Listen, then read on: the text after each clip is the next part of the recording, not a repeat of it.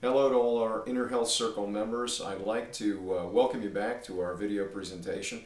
I have a few things I want to go over with you today regarding Alzheimer's disease. Now, those of you who have been a member for a period of time know that my dad passed away from the effects of Alzheimer's disease last year. My grandfather also passed away from all the secondary effects of Alzheimer's disease.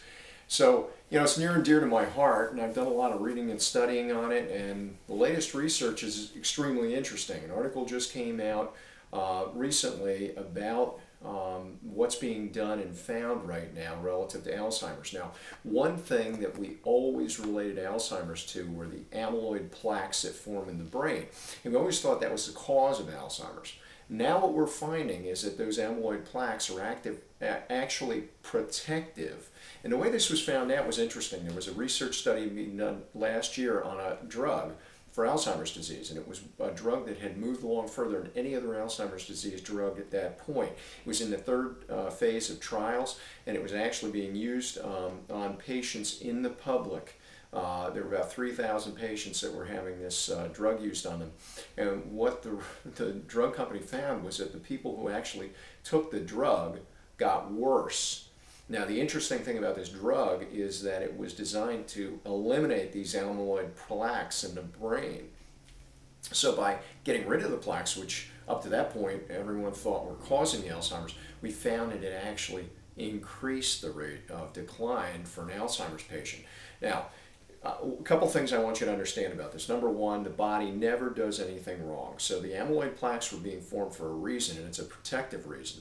Now what we're finding is that there are a couple different things that have created this issue that brings on Alzheimer's, or that contribute to the issue, I should say. So the ongoing research relative to the genetics of Alzheimer's, and there is an Alzheimer's gene, it's the APOE4 allele. Okay, that's the Alzheimer's gene. It does exist. If you have it, your incidence of Alzheimer's is significantly higher. But again, you have to realize that we can turn on or turn off these genes, just like I've referenced before. And if you guys want any information about what I've talked about relative to upregulating or downregulating your genes, go online to the center's website at the Center for Nutrition and Wellness.com, okay, and look at what I've written about upregulating and downregulating genes. What I'd like to go into in our next video is some information about what these researchers found, specifically about the two things that are really contributing to Alzheimer's. And this, again, is the most recent research on Alzheimer's disease, so I think you'll want to hear about this. Once again, I want to thank you for listening, watching, and being members of our Inner Health Circle group. And I'll look forward to giving you more information in our next video about what's going on with these two specific issues on Alzheimer's. Thank you.